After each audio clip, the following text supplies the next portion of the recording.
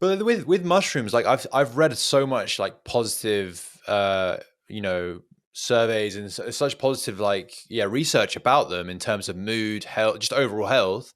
But they're not really like, I don't know, at least in the UK, they're not explored that much. They are growing in popularity a lot, but I guess like for you coming into it, like firstly, like why? Well, firstly, why? Like, what are the benefits of people who don't know? And secondly, like, why have they not really been explored at like a mass market scale? Two great questions. So I'll address maybe the first question first. Like, why haven't they been explored? So they're quite literally known to be like the most ancient medicine that humans have used. So like on from one angle, that they've arguably been explored more than any other sort of natural remedy there is, right? Maybe not on paper or through research.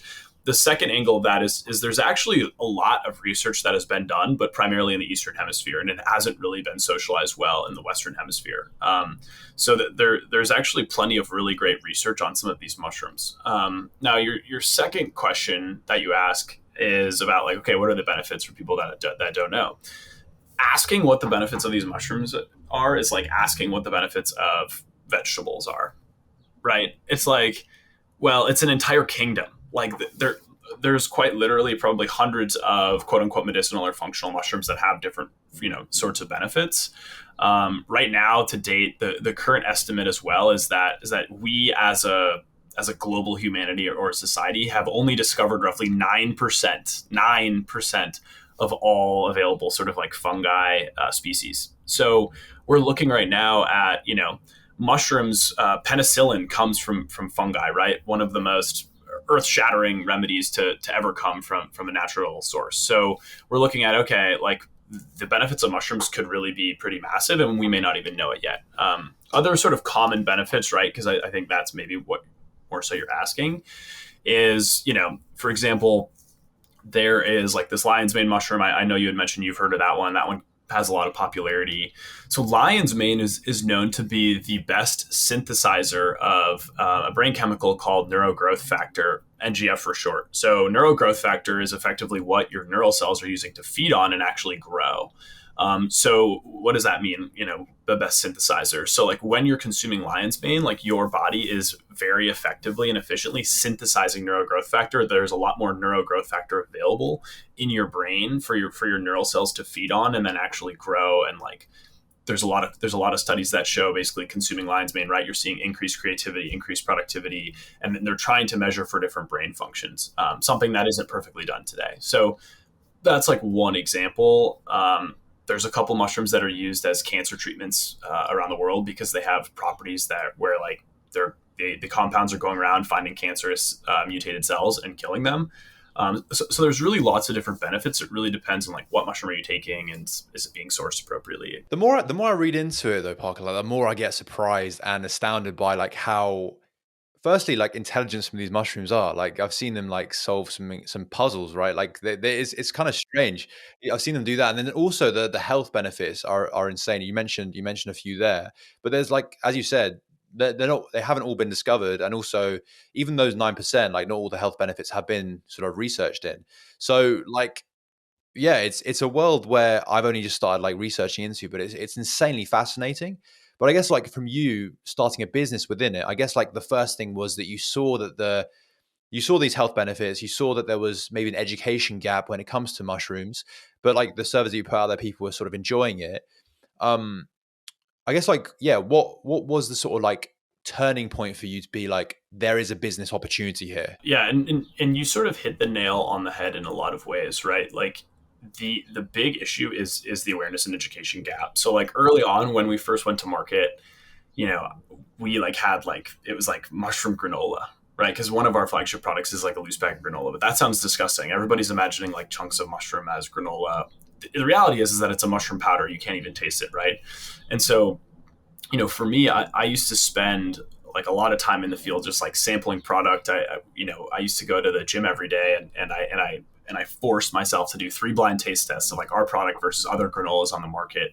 And so I knew intuitively like, okay, we have a really good product that tastes really good, right? We are beating leading brands in taste tests across the board. The benefit profile that's there. Like no other products kind of in this space, in this category, have those benefits that we can talk about, right? When we're looking at category sales data, like people are buying for the benefits that these mushrooms solve, right? So cognitive health is something we specifically focus on. And then we use a mushroom that is the most bioavailable vitamin D. So we're seeing like, over the past 3-4 years have seen really huge growth in sales of sort of those specific categories. So it's like, okay, we have sort of the market is there. People are buying for these benefits.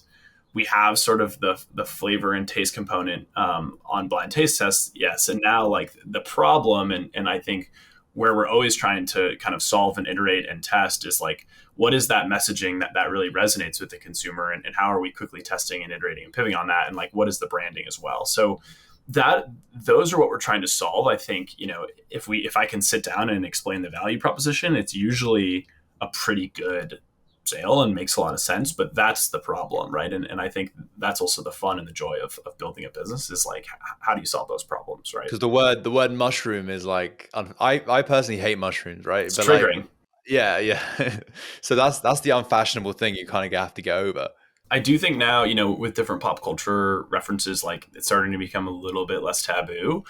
So like, I don't know if Michael Pollan's book made it around in the UK or not. It was a New York Times bestseller. It was all about mushrooms.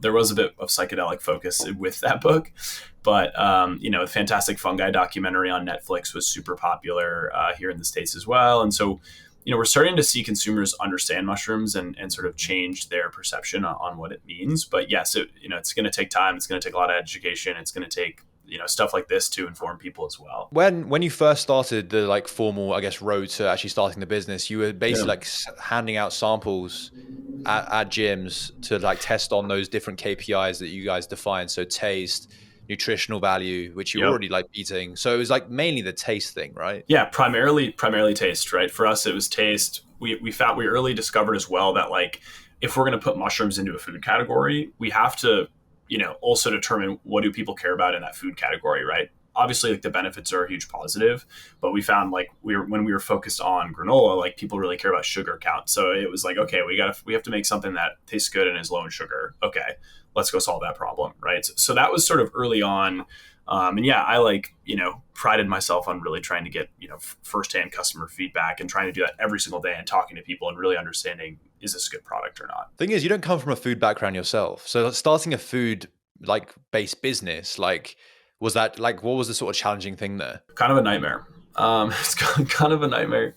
I didn't understand like how the actual business model works, right? So like in food, when you're selling to a grocery store, it's like we actually have to, as a manufacturer, right, or a brand, we work with a manufacturing partner who produces the product for us, sends it to us. Then we have to sell it and send to a distributor, and then they sell it and send it to a retailer who then sells it to a consumer. So there's a lot of parties in the mix. There's really thin margins. It's understanding like, where do you even store all of the physical good, right? Okay, if we're going to produce, 10,000 units, where are we going to get 500 pounds of oats, and where are we going to store that? So early on, I was just sort of gunslinging, and I still think I am in a lot of ways of problem solving on the fly.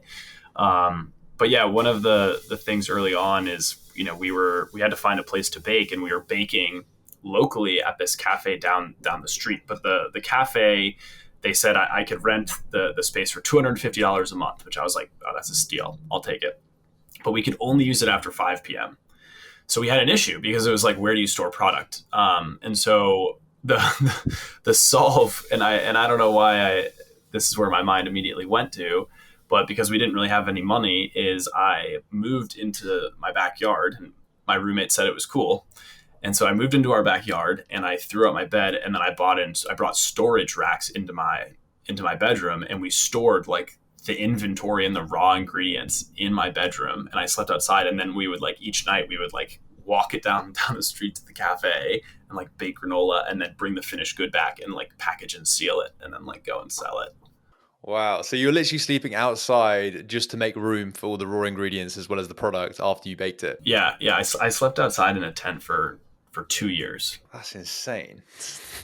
Yeah, it wasn't exactly like great for my dating life, but it was I look back on it fondly, I'll be honest. That's insane.